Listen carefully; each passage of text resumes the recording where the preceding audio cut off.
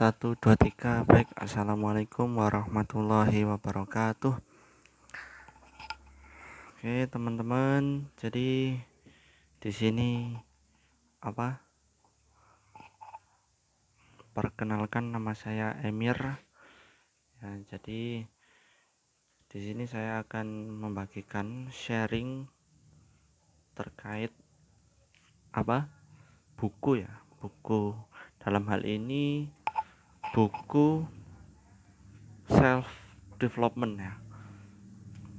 Pengembangan diri dengan judul Hidup Anti Galau, Menata Karir dan Masa Depan di Umur 20-an. Nah, ini buku dari Jo Hyung Kim. Nggak tahu ini siapa ini yang nulis orangnya, tapi yang jelas dilihat dari judulnya menarik ya. Oke. Apabila generasi muda bisa bersinar. Ya, akhir-akhir ini banyaknya berita yang beredar di media massa membuat resah semua kalangan, baik generasi muda maupun generasi senior. Di antara berita tersebut, tingkat pengangguran, tingkat pekerja kasar, penurunan ekonomi secara global, pertahanan antar negara, dan kesejahteraan ekonomi negara adalah hal yang selalu ditemui di negara manapun. Ya, semakin lama kaum muda yang membawa masa depan pun kehilangan harapan dan dikhawatirkan menyerah. Jadi dilihat dari prolog ini ya, kita bisa lihat bahwasanya di Indonesia ya, utamanya di wilayah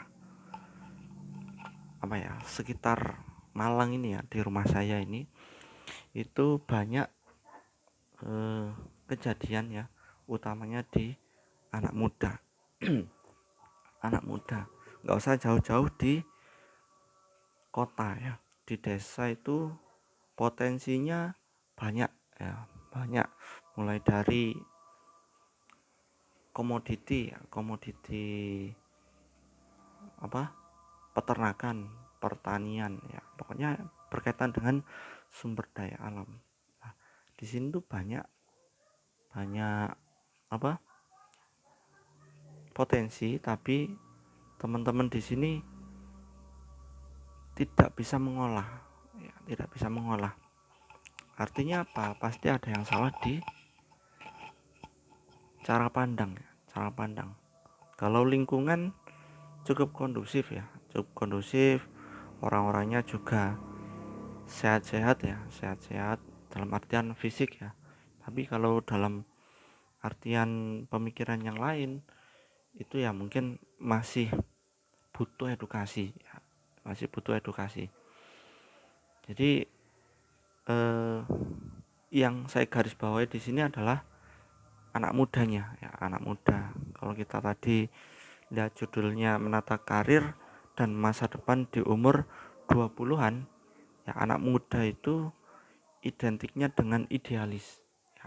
Apa itu idealis ya? Sederhananya ya menggebu-gebu pengen ini pengen itu ya, dengan cara instan ya, terus ya sesuai dengan idenya dia, keinginannya dia, idealnya dia ya. Idealnya pengen cepet nikah di usia berapa ya, kemudian pengen punya anak di usia berapa, pengen bisa kerja di usia berapa. Jadi itu ya, kita garis bawahi ya, hari ini di era yang sangat modern, informasi juga terbuka, tapi kalau kita mengolah informasinya tidak fokus, tidak konsentrasi, sehingga akan jadi terdistraksi, sehingga jadi akan mengalami bias, kejenuhan ya. Ada informasi berita politik ya hari ini, yang kamu baca berapa? Ada 20 headline, berita judul. Belum lagi nanti di sub judul yang lain ya, misal contohnya judul-judul ekonomi, budaya, pendidikan ya, terus lingkungan dan lain sebagainya ya, yang semuanya itu saling berkesinambungan ya, apalagi ketika berkaitan dengan cara pandangnya anak muda.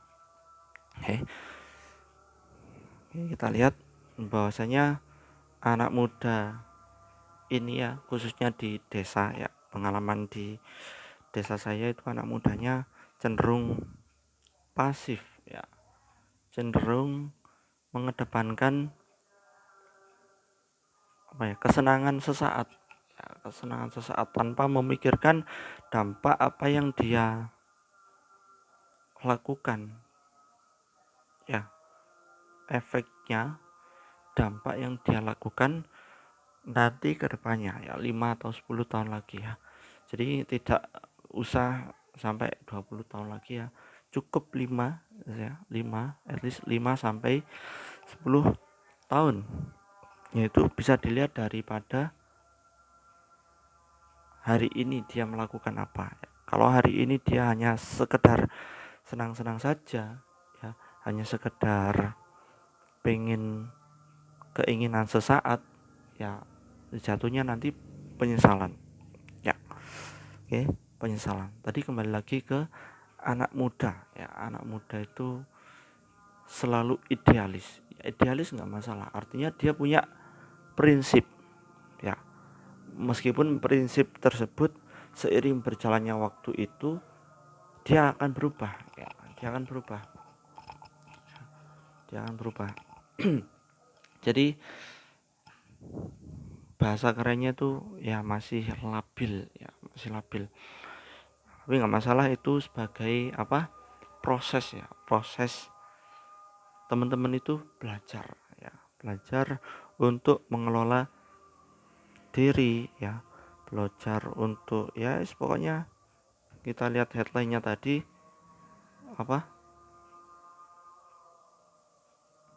keluar ini headline-nya tadi, sukses di karir di usia 20-an ya. Mungkin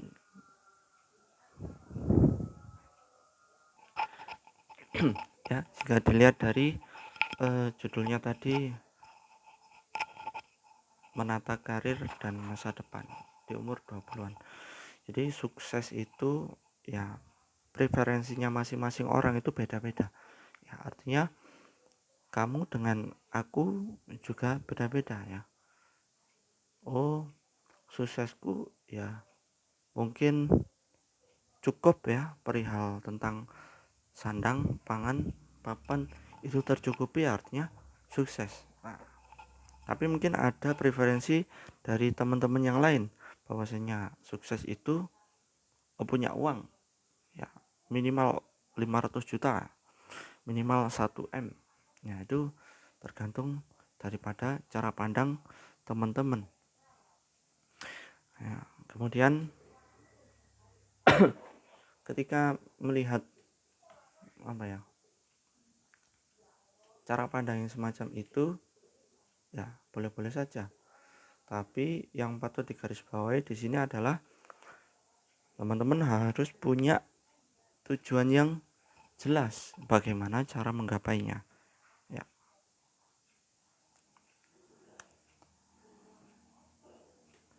Oke, kita lihat ini ada prolog ya, terus ada daftar isi ya, lihat ini ya, judulnya kalau tidak menantang diri tidak akan ada hal yang terjadi ya. Artinya apa ya, kamu habiskan di masa mudamu itu untuk adventure ya, berpetualang, berkelana kesana kemari, tapi intinya dengan tujuan yang jelas, apa yang ingin kamu capai dan apa yang ingin kamu cari yaitu harus konsisten, harus jelas ya. Jangan sampai kesana kemari berpetualang tapi tidak tahu alasannya, tidak tahu tujuannya. Jadi nanti kamu akan sia-sia ya. Jadi kamu nanti akan menyesal ya, sia-sia.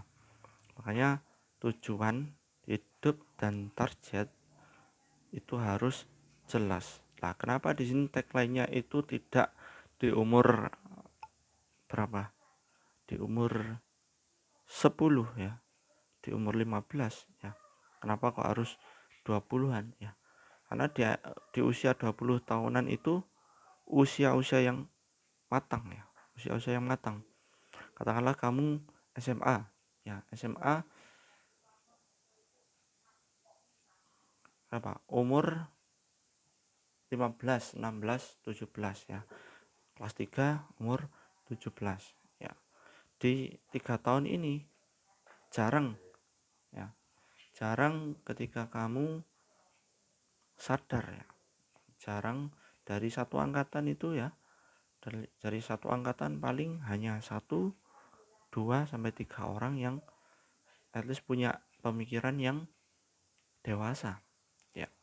Pemikiran yang jauh ke depan, 5 tahun ke depan ya. Nanti saya harus ngapain setelah ini, setelah lulus sekolah SMA, SMK, saya harus ngapain ya. Pilihannya ada beberapa ya, ada 3 mungkin ya. Kamu lulus sekolah SMA mau jadi apa, lanjut kuliah, terus yang kedua lanjut kerja, dan yang ketiga mungkin lanjut nikah ya, nikah. 3. Atau mungkin pilihan yang keempat, kamu gak pengen jadi apa-apa, nganggur ya. Ketika kamu nganggur terus ya, kamu tidur terus ya, kemudian gak capek ya, ya pasti capek. Jadi bosan capek ya, makanya harus apa, nyari kesibukan. Belum lagi nanti kalau kamu nggak tahan dengan hujatan-hujatan tetangga, netizen dan lain sebagainya, jadi kamu harus apa, harus bisa menutup kuping ya. Kalau kamu pengen apa, gila taruhlah kamu pengen hidup tenang, tidak memilih ketiga-tiganya ya, tapi suatu saat nanti ya kamu pasti akan butuh ya, butuh secara fitrah ya, manusia ya butuh bersosial ya, butuh bersama temen, butuh makan ya. Makan kan juga butuh uang lah. Kamu nyari uang harus gimana ya, dengan kerja. Kecuali kamu anaknya konglomerat ya, jadi harus kamu apa, timbang-timbang ya, kamu harus pikirkan lagi. Oke, terus itu ya. Kemudian yang kedua, orang yang memiliki waktu bisa menggapai semuanya ya. Jadi waktu is money atau time is money ya.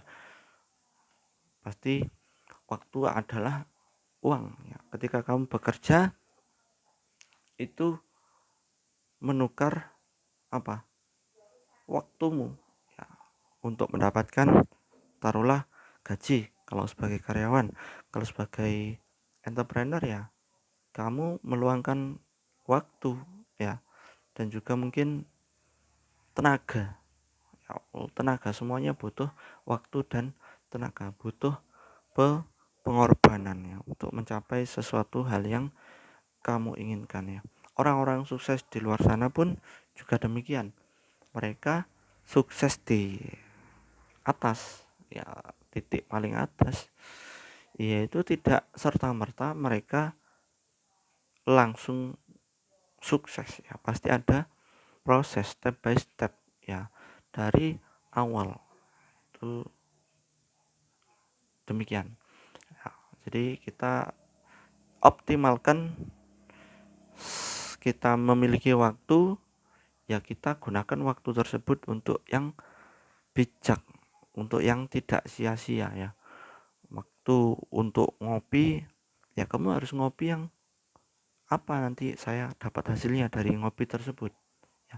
Jangan sampai cuma ngopi-ngopi nyedul ya, ngerokok ngopi ya, kopinya cuma pesen satu ya, satu cangkir, dan kamu ternyata menghabiskannya sampai 5 jam. Tentu cuma apa? Ngegame saja.